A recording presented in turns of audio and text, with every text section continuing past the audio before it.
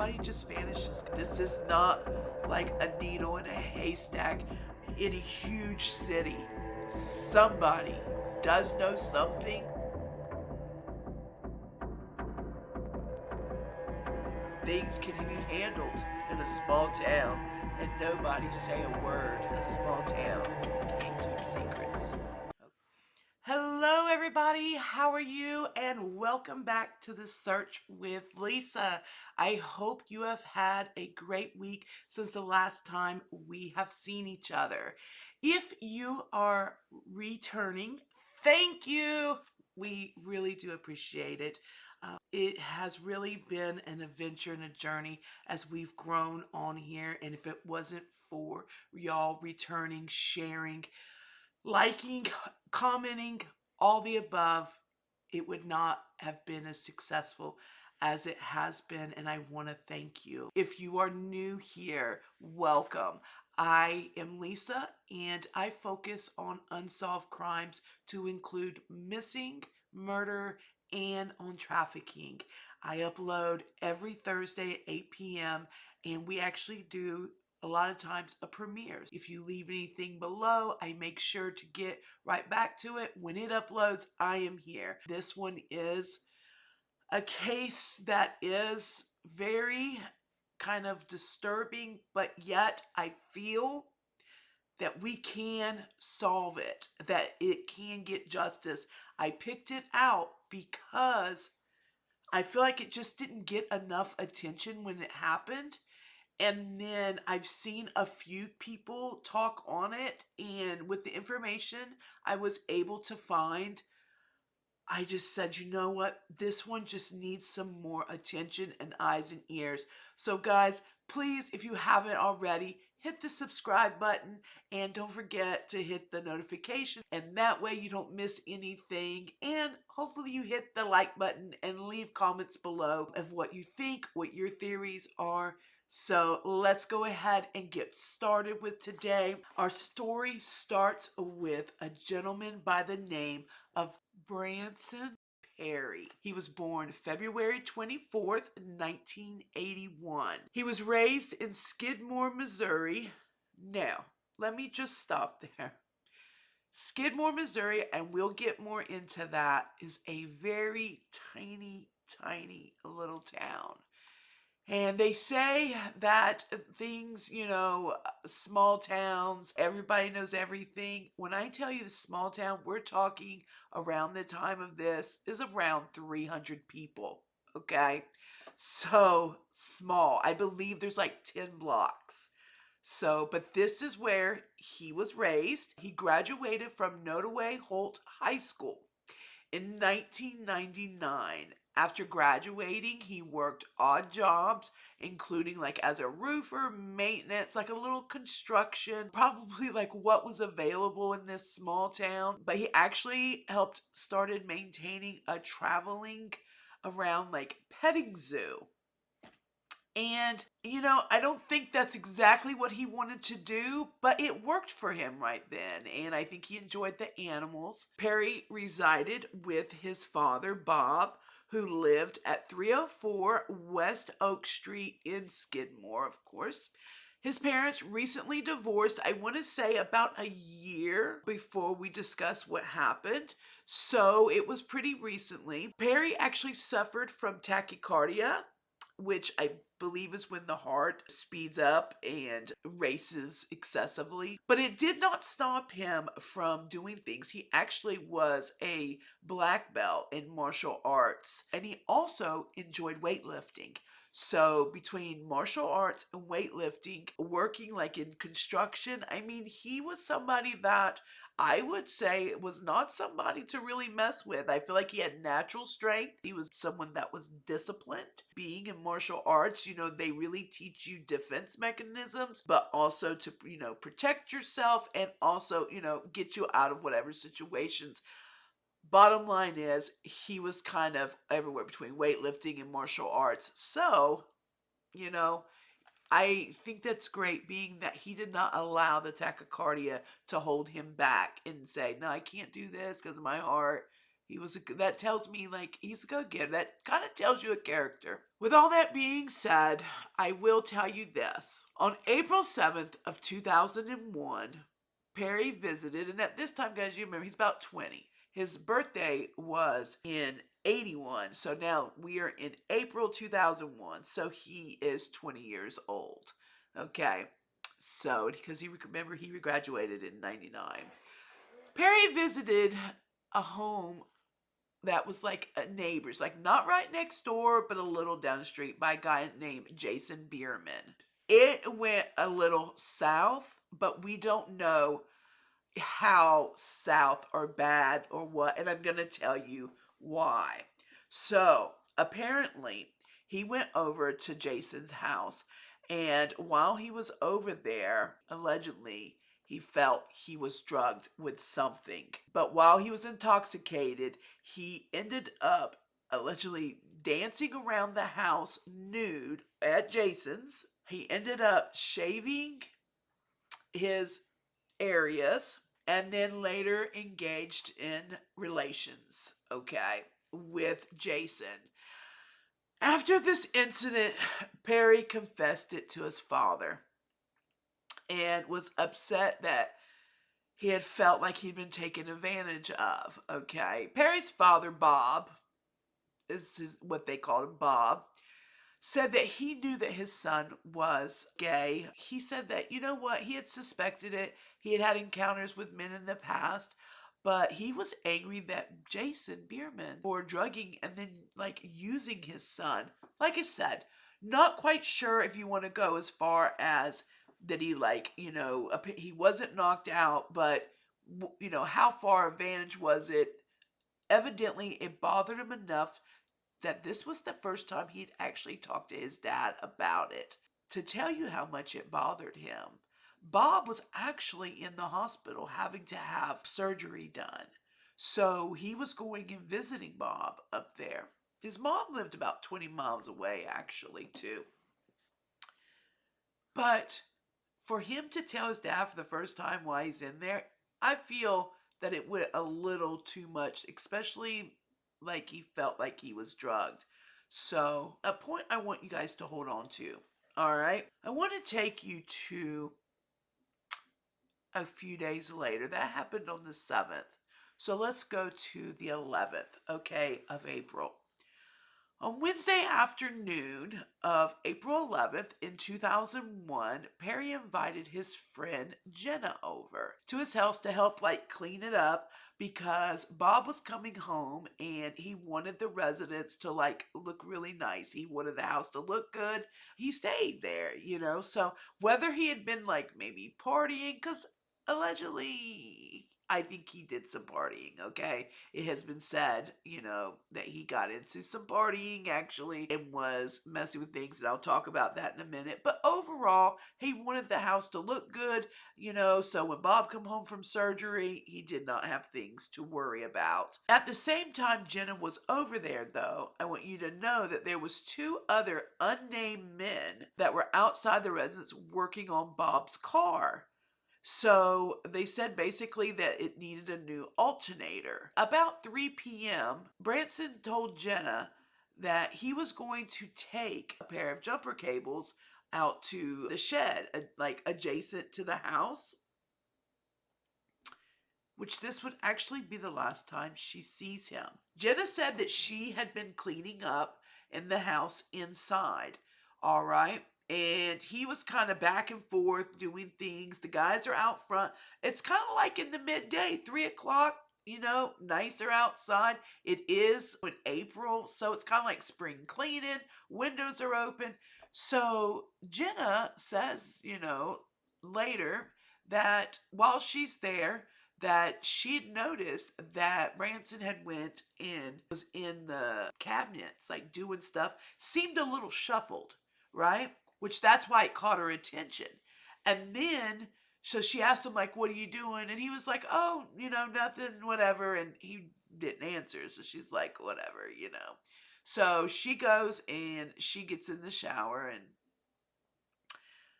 As she's getting in the shower, she sees him outside and she's like, "What are you doing?" Like before she gets in, she's like, "What are you doing now?" Because he was just in the house. He says, "I'm going to take these jumper cables and go put them in the shed." So she's like, "All right, whatever." And so she takes her shower. And when she gets out, she does notice that one of the guys from outside also were in there shuffling in like the same area. And she was like, "What's up?" And they were like, "Oh, nothing. We were just looking for something." And that's all they said and walked back out. So it was enough to catch Jenna's attention. So Jenna had looked and noticed that she didn't see Branson anywhere. So she waited for a while, like, okay, maybe he went somewhere. He had talked that he did have to run somewhere. So she was like, maybe he, left, went somewhere and was going to be back, whatever. She waited, but I mean, after a while, she was like, all right, I'm leaving, you know. I did what I was going to do. Just basically like I helped picked up, did what I was going to do. I don't know. He's gone. Things were different back in, 2001. Wasn't like cell phones on you, keeping up with everything that you do. Again, like this is a really small town. You really don't think of many things going on. So we think. On April 12th, Branson's grandmother, Joanne, stops by the home and found the house unlocked. And it was, of course, deserted. Like nobody was in there. It was unlocked. Kind of weird. She found it to be unusual, for it to look like that. Periodically over the next several days, but she would call, like, no answer. And also, upon calling Perry's mother, Rebecca, she found that she had not spoken to him either. So she's calling around, calling the mom. Nobody has heard from him. So, see, Bob ended up being discharged later than planned. So, remember, he was supposed to come home that next day, and he didn't. Several days later, when he was able to come home, him and the mom, Rebecca, decided to file a missing persons report on April 17th. So, you got to remember now, April 11th, now the 17th, we're talking 6 days. How many times do we talk about how important those first couple days are? Again, though, he is 20. We've got mom that lives 20 miles away. I mean, grandma went by. We got the dad in there, who had to stay longer for surgery. So there are things going on. And as soon as they started putting things together, they were right on it. Right away, ground search parties were organized by the Nottoway County Police within 15-mile radius. They did of Branson's radius. So, 15 miles, which I want to tell you covers that whole town area and then some. Numerous fields, farms, and abandoned buildings were searched, but efforts proved empty. Nothing. There was, nothing. During a search of the property, police were unable to even locate the jumper cables. Remember, he was going to put the jumper cables in the shed. No jumper cables. But listen, 2 weeks later, they were found just inside the door.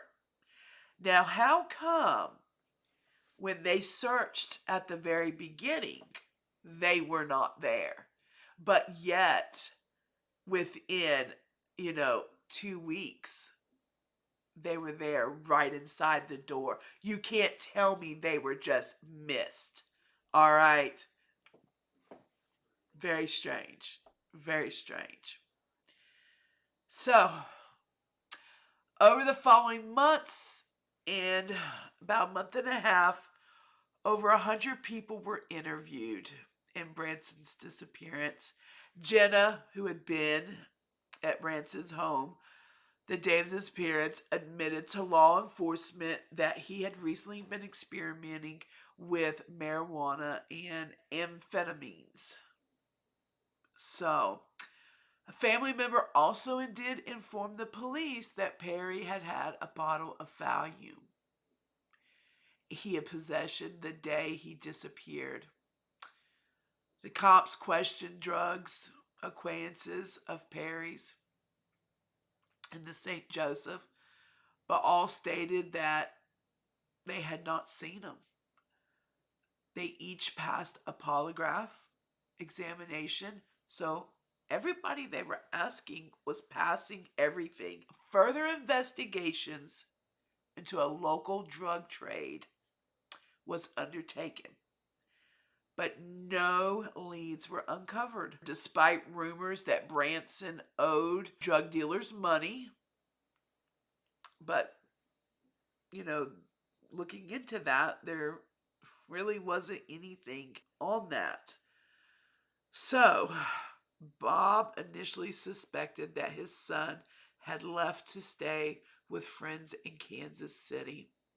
Because Perry did not have a working car at the time, Bob presumed that possibly he had hitchhiked. But, of course, they did look into that, and he was not there. So when Bob was finding all this out, that is what I mean by he was thinking at first, okay, he has gone to go see, he's hitchhiked. That's kind of how he got around, was hitchhiking. That is very important in what I'm getting ready to discuss. So, like I said, this is a small town. I want to tell you something about a guy named Jack Wayne Rogers. All right? And if he can pertain to this case. On April 10th, this is now 2 years later, guys. Within those 2 years of searching from 01 to 03, and this is actually April 10th, one day to the 2 years of him missing, law enforcement arrested a guy by the name of Jack Wayne Rogers, who was 59 years old, a Presbyterian minister, and a Boy Scout leader. Rogers, little trigger warning. It's a little in depth, guys, of just a little warning. It gets a little dark, okay? Rogers was arrested on charges of first-degree assault, practicing medicine without a license after removing a trans woman's parts in a makeshift gender reassignment surgery at a hotel in Columbia. Yes, you heard me right. In a hotel. Guys, this is in 81. So you got to remember the transgender community, the LGBT community are really fighting for rights. They are still staying hidden.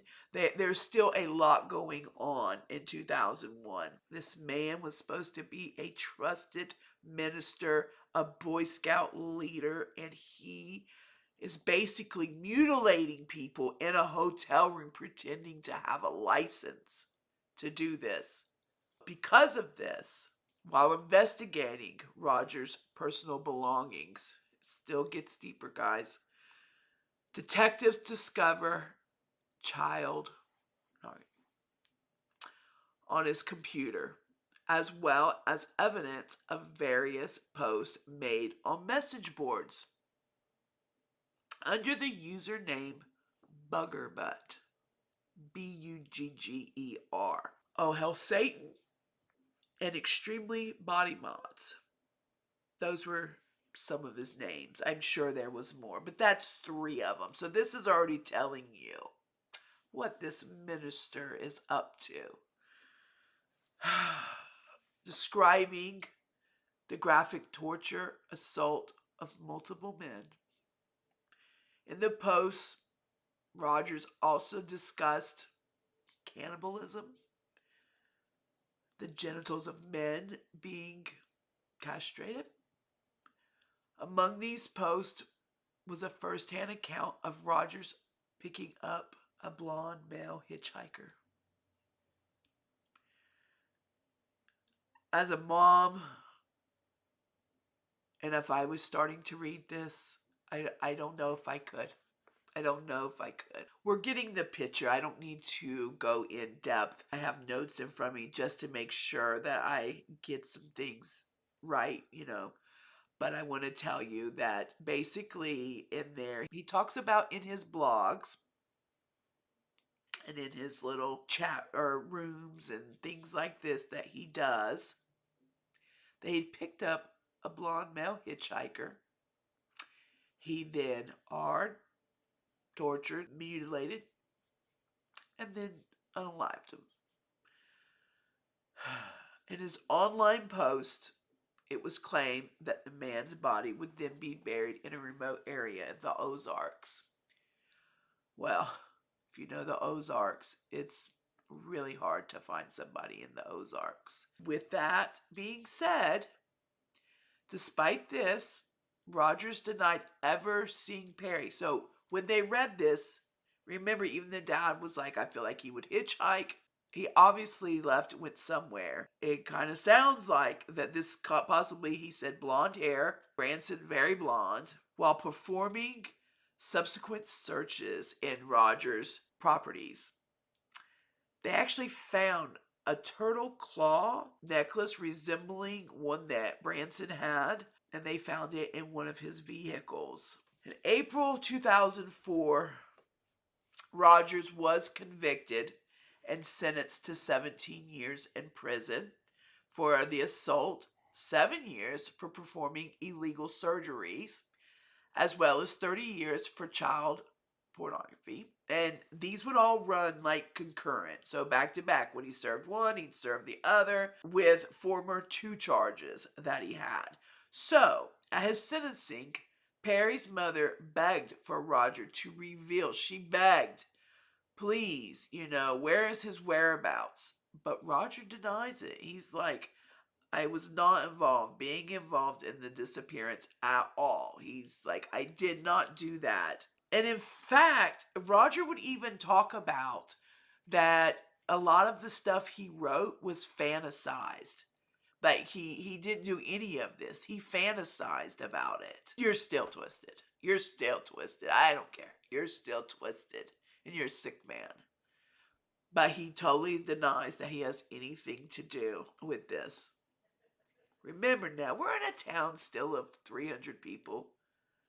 Everybody knows everybody. I mean, you can't tell me that Rogers had no inkling of who Branson Perry was. I mean, I'm just saying that, but when you're all within 10 blocks of each other and raised, come on now. With all that being stacked up against Roger, his earliest release date would be October 30th, 2028. He would then be 83 years old. But listen, after the mom went to the sentencing, Perry's mother stated that she no longer felt that Rogers was responsible for her son's disappearance. So I don't know what it was that kind of switched for her. But something did, because she was pretty adamant going in there. Like I said, she begged for him. But she said just something. She said the police are not completely ruling him out. But now the investigation has turned towards Skidmore again, meaning the town. Okay? They have received new leads there. I suppose time has a way of unraveling secrets. I believe someone in the area knows what happened in Branson. In my heart, I don't believe this suspect is responsible. Despite the nightmare I lived through at his sentencing, I am thankful that someone with that much evil will never walk the streets again. So that was by his mother. I tell you, Rebecca is such a strong woman. And Bob, and to hear all these things. But Rebecca really having to go through all this is something else. So I want to talk about this for a minute. While going through all this and still continuing to fight, hearing these crazy stories, these terrible people that you didn't know lived in your community. Bob ended up passing away in 2004. He never got to find justice. So now we're in June 2009. The cops revealed that they were completing an excavation of a site in Quitman, Missouri, after receiving it was a credible tip. Over a period of 2 days, excavators dug 23 feet. All right, a 23-foot deep hole that covered an area of around 20 feet by 40 feet. At this time, another local farmer who resided about a mile and a half from east of Quitman, Missouri, stated that law enforcement had searched his property for several prior searchings for like abandoned wells, but the search came up, no results. In 2010, his mom, Rebecca Klino, offered $20,000 reward for information leading to her son. She just felt like, okay, somebody knows something in this town. Somebody knows what has happened to him, and maybe the money will entice him. She knew, listen, we are in a small area. Things that have happened in the past that I will talk to you about. Maybe the money would give them some type of, incentive, because you got to remember, this is not a town where people are thriving, okay? $20,000 is huge to them, to where they could actually get up and leave and go somewhere and start a new life, all right?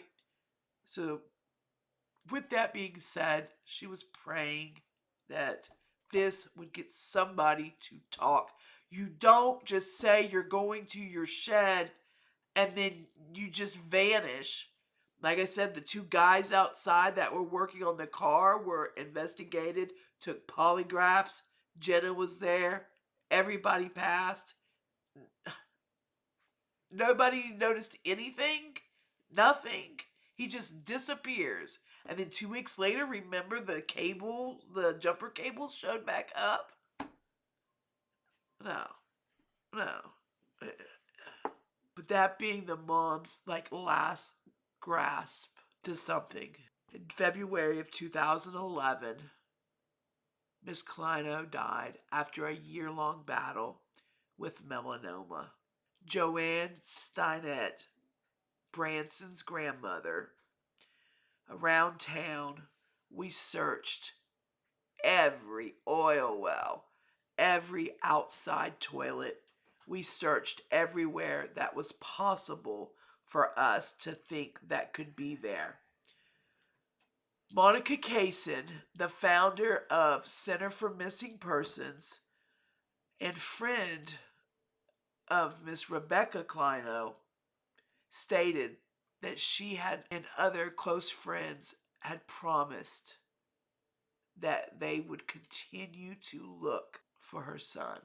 In Rebecca's obituary, it was noted that she was preceded in the death of Branson Perry, and she was buried beside an empty plot for Branson that lists the date of death, April 11th, 2001, the same day he disappeared. Now, on August 14th, 2022, the current Nottoway County Sheriff, Randy Strong, did announce a suspect had been identified, but more evidence was needed before an arrest could be made. Here we are still waiting, with reading in, basically it was saying that more than likely there was going to need to be a body found, something else delivered in order to go forward. They have a suspicion, they have a suspect, but they need some more evidence, which is why this case must be shared. People need to hear about it. Guys, 300 people in a town, somebody knows something. I know I say that, but 300 people, people all grew up there. Somebody's talked. One thing I wanted to talk about, there's actually a couple, but one of them is this tells you how small towns can take care of business and stay quiet. So there's a story about Skidmore, which is how some of us were able to find like all this information far as about Branson because of this old story and how people actually got back to Branson story by following this other story, okay? There's an unsolved death of Ken McCrory, who was known as the town bully. He did a lot of bad things. He hurt people. He was just a no good evil character in Skidmore. And he was unalived a long time ago. And guess what? Never knew. He was done in the streets, but yet everybody kept quiet. Never knew what happened. So there's a whole nother story on that. So that tells you that things can be handled in a small town and nobody say a word. That can be good and it can be bad. Just like in this circumstances, it's bad. No matter what the circumstance is, justice system has to be involved. We all have our own personal opinions. I felt that bringing that story up for that will show you that a small town can keep secrets. Another interesting thing, horrible, horrible thing that happened. Now remember, Branson went missing in 2001. I can't even imagine what this grandmother is going through the family. In 2004, at 23 years old, Bobbie Jo Stinnett was found murdered and her baby was taken from out of her in 2004. Yeah, in the same town. While they're looking for Branson, his cousin, you know. So grandma's looking for one grandson while other granddaughter is murdered and her baby is cut out of her and taken from her. Luckily, justice was served with that and they found who did it, who was Lisa Montgomery. So I tell you these things that this is a little small town, but things happen in this little small town. That really concludes our case on what we know as of February 2024. The case still remains open, and like I said, the missing unit, they have promised that they will not stop. I feel like that this can break and we can find justice. We've just, pushed that reward, get it out there. It has not been heard enough. This is one, guys, remember that share doesn't cost anything. And one person can hear it. One person. This is not like a needle in a haystack in a huge city. Somebody does know something, and it just takes one person to call that tip in. Okay? I will list the anonymous tip line afterwards. I will put things down here in my description that you need. One person sharing means so much. Getting it out here means so much. He stood 5'9". He knows martial arts and he loved to weightlift. And he was kind. If by chance he is still alive somewhere, I hope that we can bring him home and find justice. But at least our main goal right now is to find justice and bring him home. However, they already have a plot for him. next to his mom. So, for the family, guys, I ask you, share this, please. And if any of this rings a bell, if anything, if you lived in this area around, think about it. But for now, that's all we've got. And nobody just vanishes, guys. Nobody just vanishes. At the end of every episode, I like to do something special for the victim. And I like to give them a ribbon. Branson Perry, 20 years old, missing 4/11/2001. This ribbon represents a prayer for justice.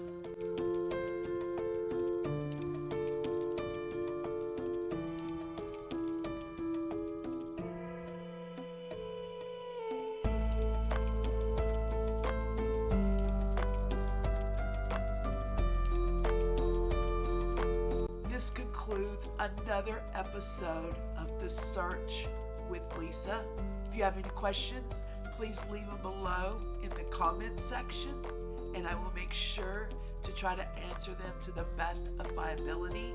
And also, please don't forget, if you appreciated the passion that I bring to my stories, please hit the subscribe button if you are not a subscriber already.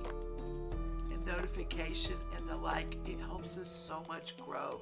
In order to find justice, we have to grow. Again, I thank you, and I will see you again on the next search.